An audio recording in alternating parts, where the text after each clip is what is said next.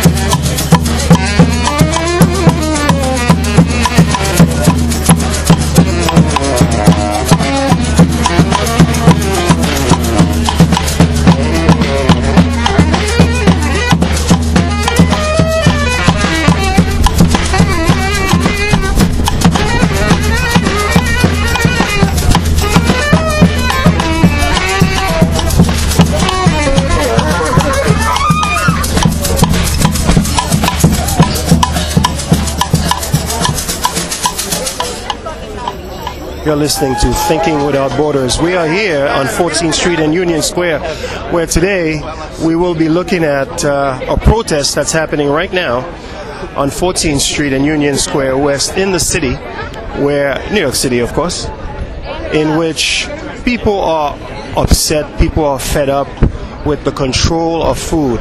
And in fact, this whole struggle today is against one particular company, Monsanto. But needless to say, it's not only Monsanto that's doing this kind of stuff. There are other companies such as DuPont. And what is occurring is that there is a little bit of consciousness that is taking place where people are saying, this is enough. This is enough. But what they are going to have to do excuse me, is not only to protest against Monsanto, but to build this level of consciousness of really propagating the ideas that this is unacceptable. So this is pretty much what we'll be doing today, as we are this is the portion of the protest where this is the rally point, in which there are a few speakers that are speaking and discussing the issue. So what we'll do is we'll try to see, as we go through this rally / protest and also teaching, we will sort of intermittently we will be able to get other people's opinion and ideas in terms of. I'm here with Brian Bejarano, and I'm also with Tim Poole, and Tim had some opinions on it. Tim has some information that he wanted to share, and we will continue this discussion throughout as we get other people to give their opinions on it. So Tim, you were telling us, give us an idea of what your take is on this Monsanto. But Monsanto is not the only company. I think there are 4 companies, DuPont being the second one. I don't know the other third and fourth. I mean, I don't have them in my mind. So give us an idea. I think the biggest issue with genetically modified organisms is the patenting of them. Monsanto has been accused of sowing seeds into farmers' crops so that they can sue them. Farmers are buying seeds that no longer will reproduce more seeds for to then for crop rotation, etc. So they're essentially monopolizing agriculture, which is a problem into itself. When it comes to like the general concept of genetically modified organisms, or GMO, that outside of patenting life and doing less than ethical things like sowing seeds to sue people, things like that, when we're talking about increasing crop yields or artificial selection, it's actually pretty interesting. Several activist accounts online have been posting about Norman Borlaug, who is considered the father of the GMO movement. Right. He worked in Mexico, Pakistan, and India, and they refer to him as, quote, the man who saved 1 billion lives, because he used selection processes, considered the father of GMO, to increase crop yields to help end starvation. So it's sort of a double-edged sword when you're trying to produce more food to end starvation. You end up with population expansion. You end up with something like Monsanto doing shady things with their genetically modified organisms. It seems like this is just another example of technology, which is the ability to, artificial selection, GMO, going in the wrong direction.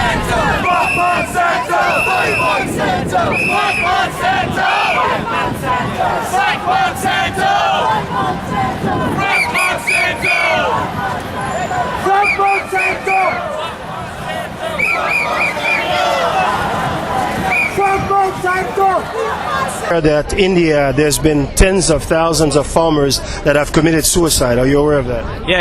And as to why? Over Monsanto. Yeah, but why specifically? No. Tell me. Well, the problem is you have a seed, you have a Frankenstein seed that you have to keep buying.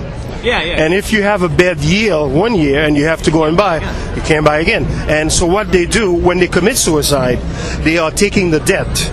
In other words, they will not pass on their debts to their wives and to their families. And that's why they commit suicide. What's your opinion on Monsanto, Brian? Well, basically that, as Tim Poole was referring to the monopoly of the seeds, the control of the seeds. The privatizing of the privatizing something that is a resource that should never become a commodity.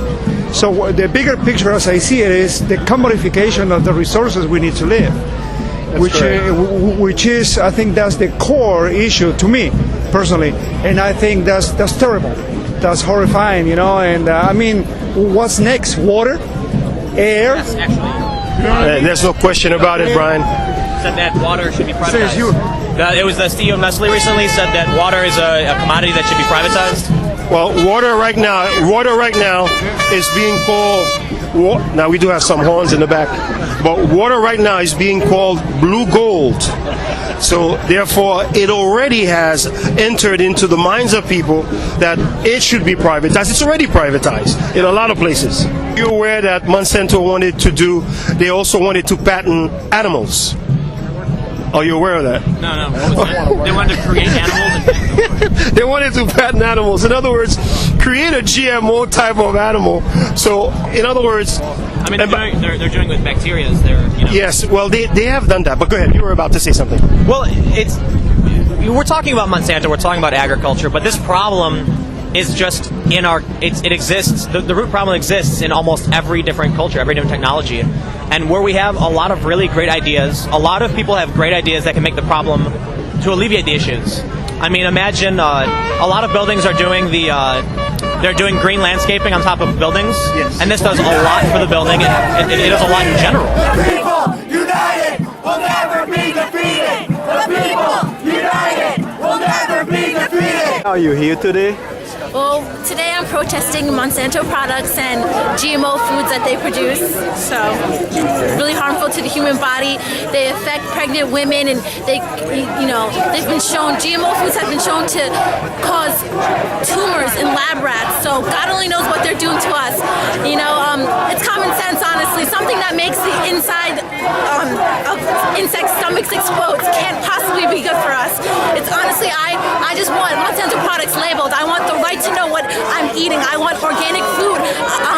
Farmers 50 years ago wouldn't have produced the seeds that Monsanto is producing. Monsanto is not God. They don't produce seeds. They shouldn't be able to patent their seeds. If I have one thing to say to my wonderful president is that seeds should not be patented and food should be labeled. Monsanto runs this government and they give so much money to government, I understand that. But Monsanto, we are human beings. If Monsanto will bring down mankind, if we don't bring down Monsanto, honestly, that's why I'm here. Thank you. Thank you.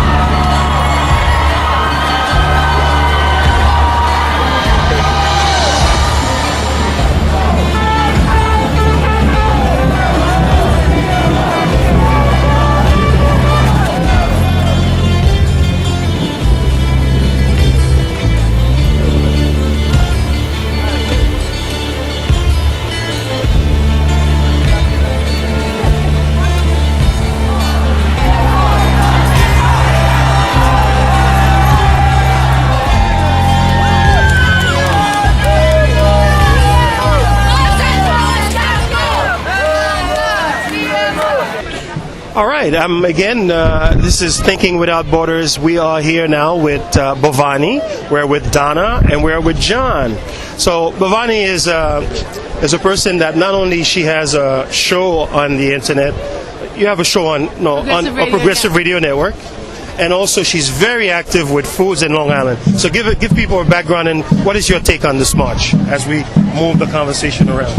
Well, I'm thrilled to see so many people here, rain or shine. It's really great. Last year I came out to a Monsanto march and there were 30 people and it was really depressing. So this is really, really wonderful. I'm happy to see so many people. Exponential growth. Yes, it's really catching on. Monsanto is absolutely corporate evil. And it is got to be stopped. So I'm really happy, really, really happy to see so many people here.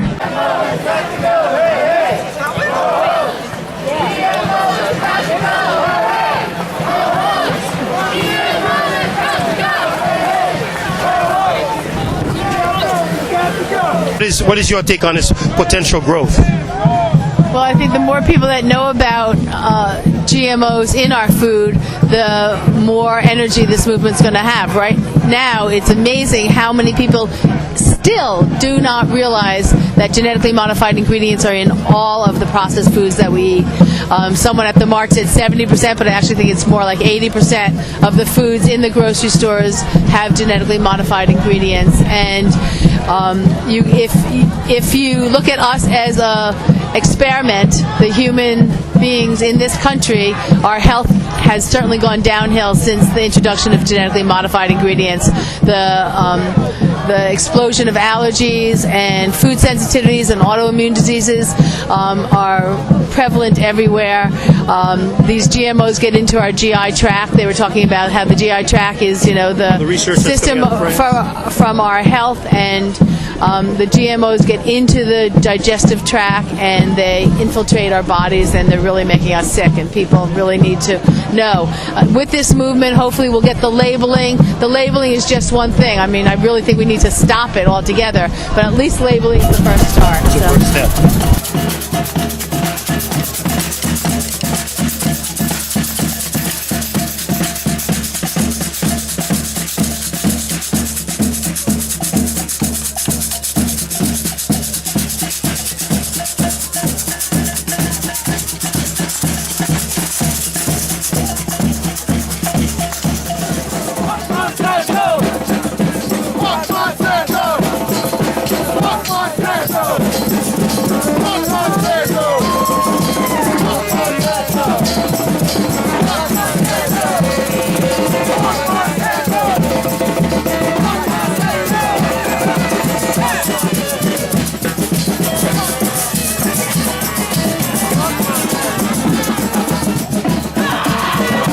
Donna, what's your take on that? On the march in general? On the march in general, and where are we going with this? Well, for me, this is kind of my first protest march ever, so it's kind of exciting. Is this your first? Yes. Interesting. So I feel like a sense of empowerment as an individual and coming together with all these people out here.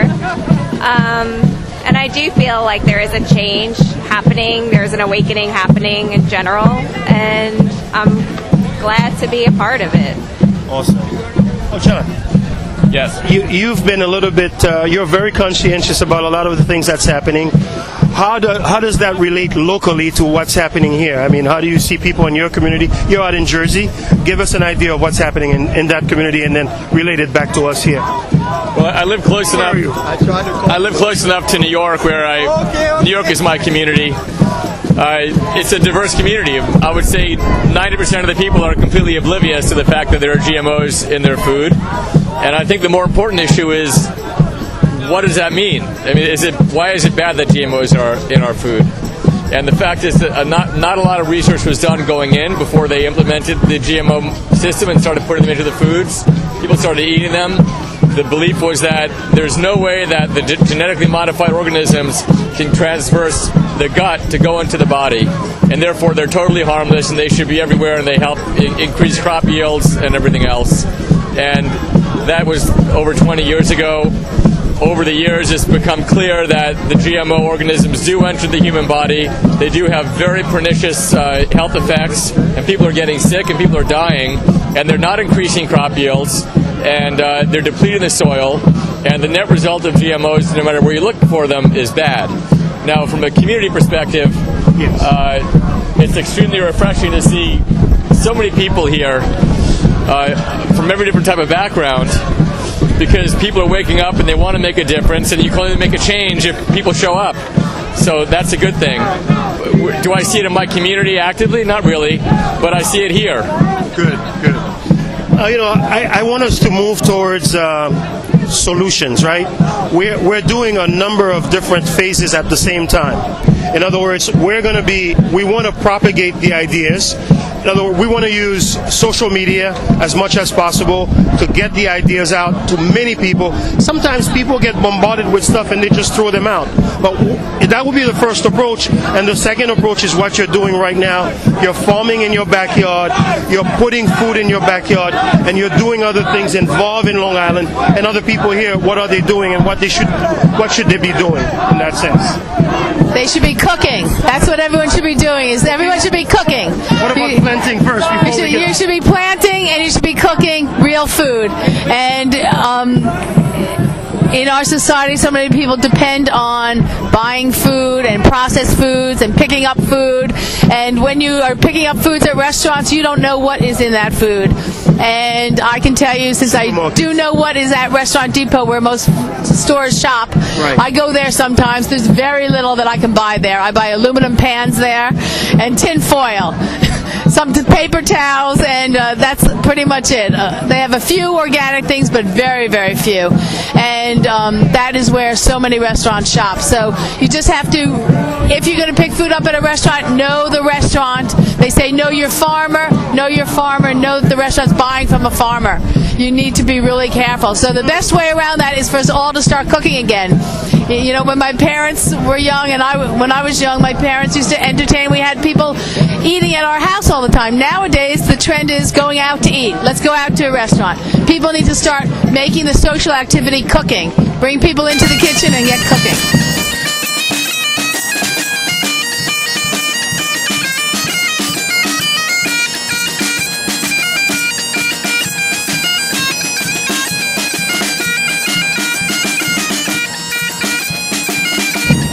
So Donna, you heard the question, right? The first thing is really looking at social media to propagate the idea. We know what's happening in the mainstream media, the control of media, those medias that are controlled by 6 major corporations, and limit the amount of information that can come in. So what can we do to propagate the ideas that's happening here today? And secondly, how do you see yourself getting involved in planting and cooking your own food, as Vani just said? Well, I think Facebook has proved, seeing all the people out today, to be a huge force in getting people together. I think all the marches across the United States and the world were basically done via Facebook. I know that's kind of how I saw where the march was happening. And then also, I think just being an advocate and with your friends, I know in terms of me, like a lot of my friends are hearing it for Mother's Day. I actually bought my mom organic food for Mother's Day. Very nice. And took a photo and posted it on Facebook. So I just think in terms of myself, I know I'm trying to do smaller dinner parties with friends. I'm lucky to have 2 great friends that taught me the art of cooking. Right. And I kind of try to pass that on to other people.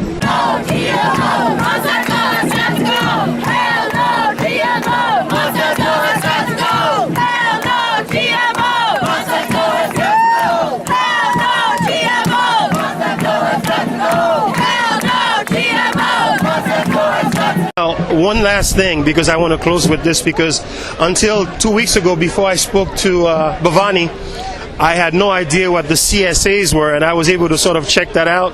And also now, especially for the area that we would like to start planting, which is in Suffolk, we have located a number of these community centers that help people get extra food. And also, it's a process by which, well, let me let you go through it. CSAs. Give us an idea of what CSAs are so that everybody understands the possibility for them that are in communities that they're in to get food that people are not using. Okay, well, CSAs stands for Community Supported Agriculture, and it's a way for individuals to become a partner with a farmer and to buy a share into the farm ahead of time, so that the farmers get the money up front so that they can purchase the seeds when they need it.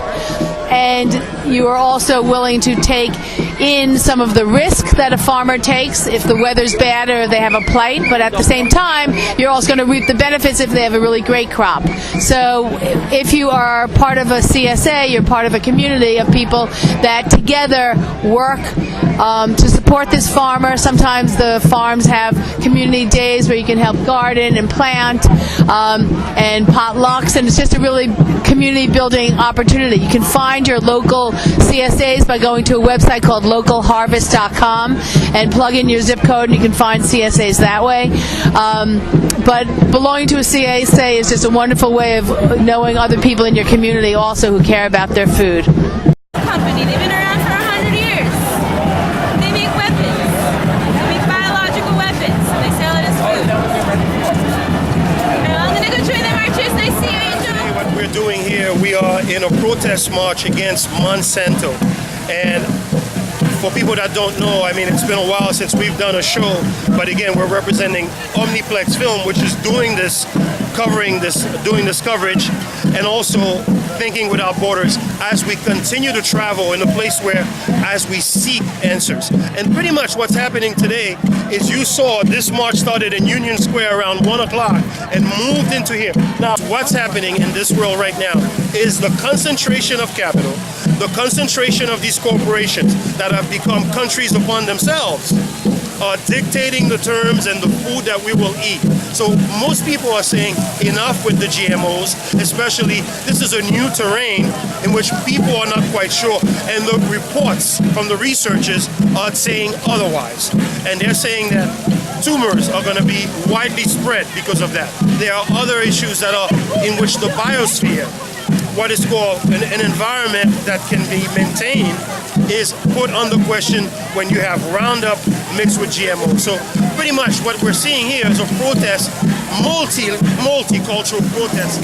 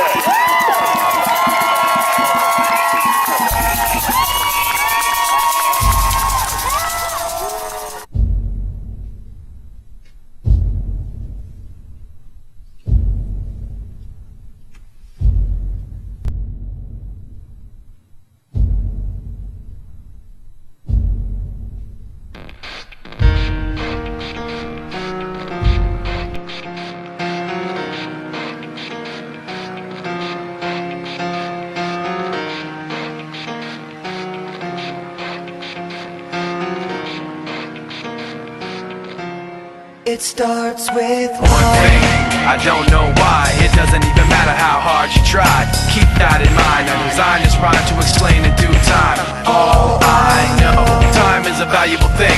Watch it fly by as the pendulum swings. Watch it count down to the end of the day. The clock takes life away, it's so unreal. Didn't look out below, watch the time go right out the window. Trying to hold on to didn't even know I wasted it all just to watch you go. I kept everything inside and even though I tried, it all fell apart. What it meant to me will eventually be a memory of a time when I tried so hard and got so far, but in the end, it doesn't even matter. I had to fall to lose it all, but in the end, it doesn't even matter. One thing, I don't know why, it doesn't even matter how hard you try. Keep that in mind, I designed this rhyme to remind myself how I tried so hard. In spite of the way you were mocking me, acting like I was part of your property, remembering all the times you fought with me, I'm surprised it got so. Things aren't the way they were before. You wouldn't even recognize me anymore. Not that you knew me back then, but it all comes back to me in the end. You kept everything inside, and even though I tried, it all fell apart. What it meant to me will eventually be a memory of a time when I tried so hard and got so far, but in the end, it doesn't even matter. I had to fall to lose it all, but in the end,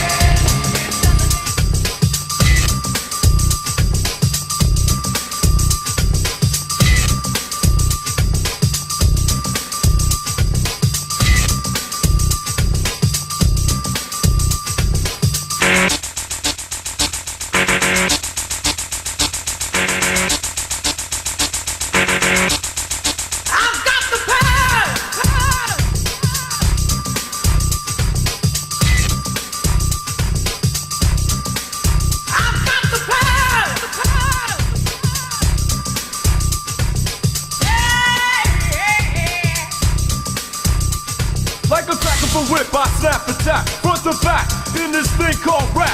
Dig it like a shovel, rhymes double on a heavily level. Bang the bass, turn up the treble. Radical mind, day and night, all the time. 714 lines, divine. Maniac, brainiac, winning the game. I'm the lyrical Jesse James. Quality, I possess some, say I'm fresh when my voice goes through the mesh of the microphone that I am holding. Copywritten lyrics so they can't be stolen if they all snap. Don't need the police to try to save them, your voice will see. So please, stay off my back or I will attack, and you don't want that.